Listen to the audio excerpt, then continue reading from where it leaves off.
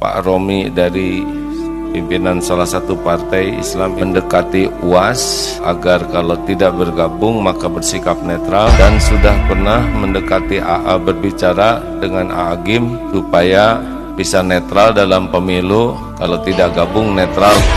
Dan sekarang katanya Agim sudah berubah di postingannya. Saya sama sekali tidak pernah komunikasi, tidak pernah mengeluarkan pernyataan seperti itu, karena itu tidak benar pernyataannya.